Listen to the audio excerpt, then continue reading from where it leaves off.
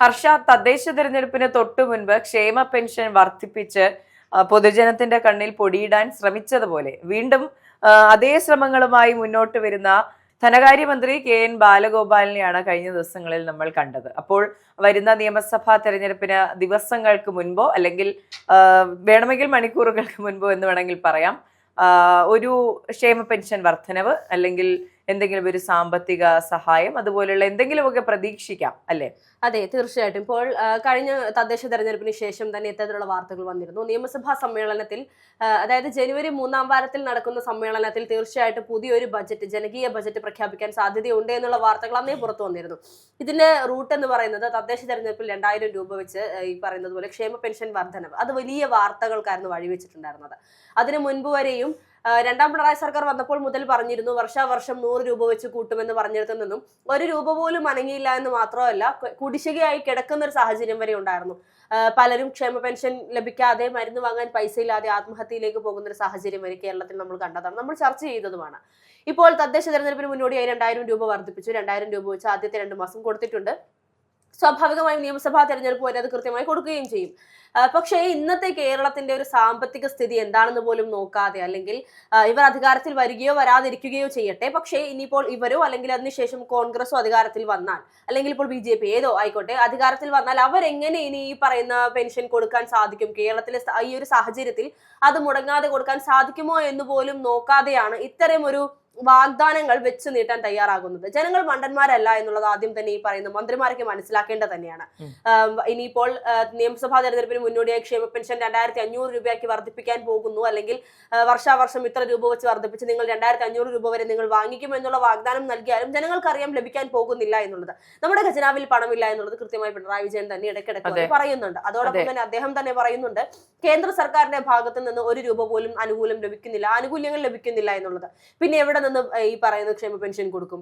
അതും കടം വാങ്ങിക്കുമോ? അങ്ങനെ കടം വാങ്ങിക്കാനാണെങ്കിൽ പിണറായി സർക്കാർ അധികാരത്തിൽ വരുന്നതിന് മുൻപ് വരെ വെറും 1.25 ലക്ഷം കോടി മാത്രം കടമുണ്ടായിരുന്നിടത്തു നിന്നും ഇപ്പോൾ അത് 4 ലക്ഷം കോടി കടത്തിലേക്ക് എത്തിയിട്ടുണ്ടെങ്കിൽ അത് പിണറായി വിജയന്റെ ധൂർത്തും ഇത്തരത്തിലുള്ള വാഗ്ദാനം നൽകും.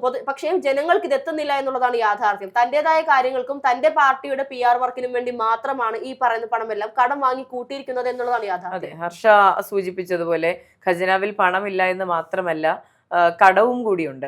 ഉണ്ടായിരുന്നതിന്റെ 10 മടങ്ങ് കടമുള്ളൊരു സാഹചര്യത്തിലാണ് ജനിച്ചു വീഴുന്ന ഓരോ കുട്ടിയും കടബാധ്യതയിൽ ജനിച്ചു വീഴുകയാണ് കേരളത്തിൽ.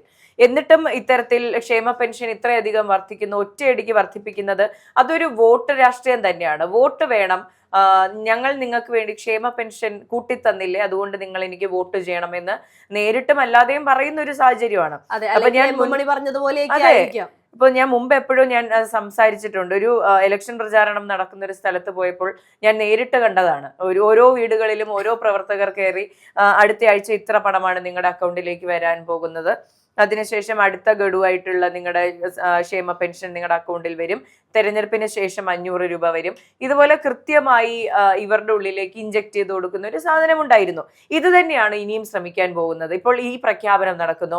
ഇനി വരുന്ന നിയമസഭാ തെരഞ്ഞെടുപ്പിന്റെ പ്രചാരണ വേളകളിൽ എല്ലാം തന്നെ ഇവരെല്ലാവരും ഈ പറയുന്നത് പോലെ ഈ കേരളത്തിലുള്ള എല്ലാ വീടുകളിലും കയറി, ഈ ബക്കറ്റ് പിരിവ് നടത്താൻ എല്ലാ വീടുകളിലും കയറുന്നത് പോലെ എല്ലാ വീട്ടിലും കയറി ഇതുപോലെ ഈ പ്രചാരണം കൃത്യമായി ടാർഗറ്റ് ചെയ്ത് നടത്തും.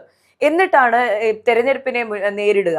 അതിനുശേഷം ഈ പറഞ്ഞതുപോലെ MM മണി പോലുള്ള ആൾക്കാർ ഉള്ളിൽ വെച്ചിരിക്കുന്ന വിദ്വേഷം പുറത്തു പറയും. ഞാൻ തന്ന പൈസയും വാങ്ങി കഴിച്ചിട്ട് ശാപ്പാടടിച്ചിട്ട്, ഞങ്ങൾ തന്ന പൈസ മേടിച്ച് ശാപ്പാടടിച്ചിട്ട് ഞങ്ങൾക്ക് വോട്ട് ചെയ്തില്ലല്ലേ എന്ന് ചോദിക്കുന്ന, ഉള്ളിൽ കിടക്കുന്ന ഫ്രോഡ് പുറത്തു വരുമെന്ന് പറയുന്നത് പോലെ ഇതെല്ലാം പുറത്തു വരും. ഇതെല്ലാം ജനങ്ങളുടെ കണ്ണിൽ പൊടിയിടാൻ വേണ്ടിയിട്ടാണ്. ഹർഷ പറഞ്ഞൊരു പോയിന്റ് വളരെ വാലിഡ് ആയിട്ടുള്ളതാണ്. നിങ്ങൾ ഈ എടുത്തു വെക്കുന്ന കടം വരുന്ന സർക്കാരുകൾക്കും ഇതൊരു ബാധ്യതയാണ്.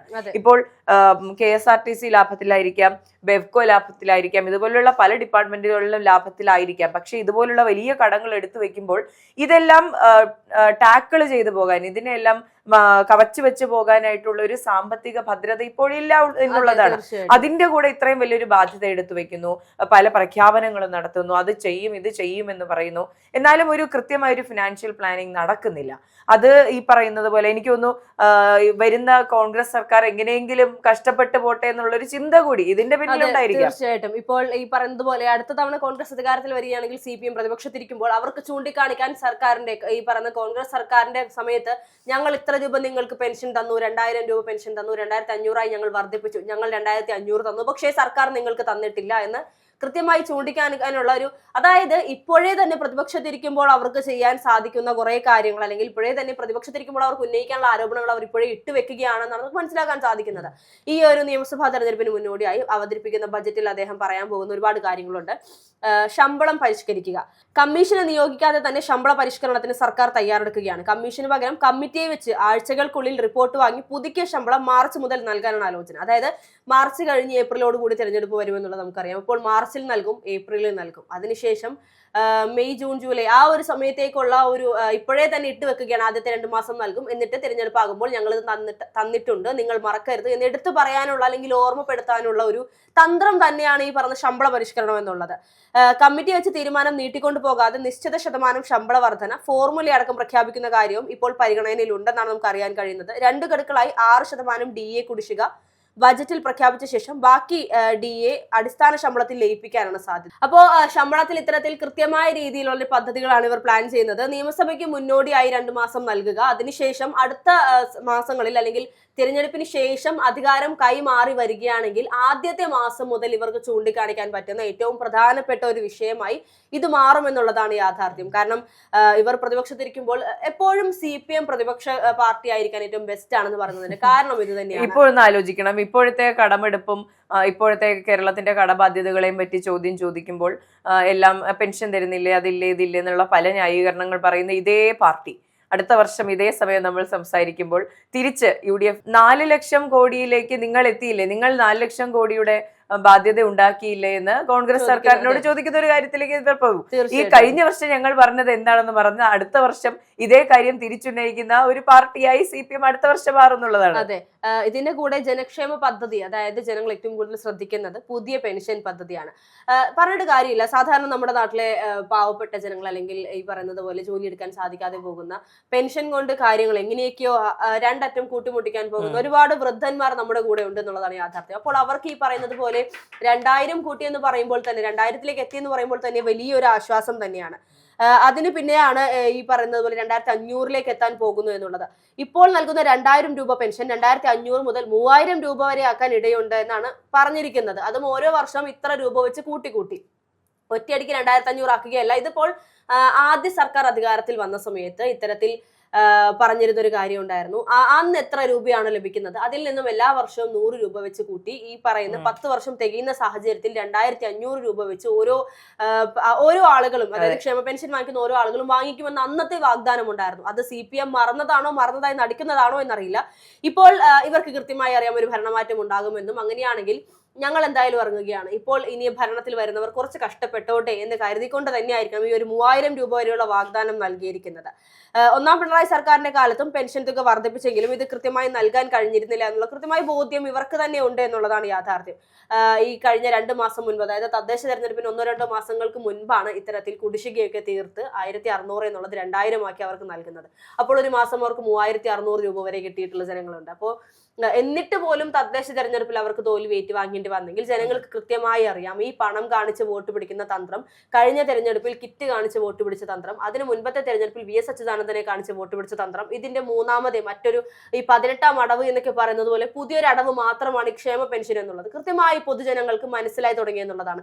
കഴിഞ്ഞ നാളുകളിലൊക്കെ തന്നെയും വോട്ട് ചെയ്തിരുന്ന അല്ലെങ്കിൽ ആ ഒരു രാഷ്ട്രീയം എന്തായിരുന്നു എന്ന് വിശ്വസിച്ചിരുന്നതിൽ നിന്നും കൃത്യമായി സർക്കാരിന്റെ നീക്കങ്ങൾ എന്തൊക്കെയാണ് എന്നുള്ളത് പ്രഡിക്ട് ചെയ്യാൻ സാധിക്കുന്ന സാഹചര്യത്തിലേക്ക് കേരളത്തിലെ ജനങ്ങൾ മാറി. അതുകൊണ്ട് ഈ പറയുന്ന നമ്മുടെ ധനകാര്യമന്ത്രി, ബഹുമാനപ്പെട്ട ധനകാര്യമന്ത്രി KN ബാലഗോപാൽ എത്രയൊക്കെ വലിയ ക്ഷേമ പെൻഷനോ അല്ലെങ്കിൽ എത്രയൊക്കെ വലിയ ഈ പറയുന്ന ശമ്പള വർധനവൊക്കെ നൽകിയാലും ജനങ്ങൾ വോട്ട് ചെയ്യാൻ തീരുമാനിച്ചിട്ടുള്ളത് കോൺഗ്രസിനാണോ BJPക്കാണോ CPM-നാണോ, അവർ അതിനെ കുത്തുകയുള്ളൂ. എത്ര രൂപ കൊടുത്താലും പൈസ കൊടുത്ത് വോട്ട് പിടിക്കാമെന്നുള്ള തന്ത്രം ഈ ഒരു നിയമസഭാ തെരഞ്ഞെടുപ്പിൽ സാധിക്കില്ല എന്നുള്ളതാണ്.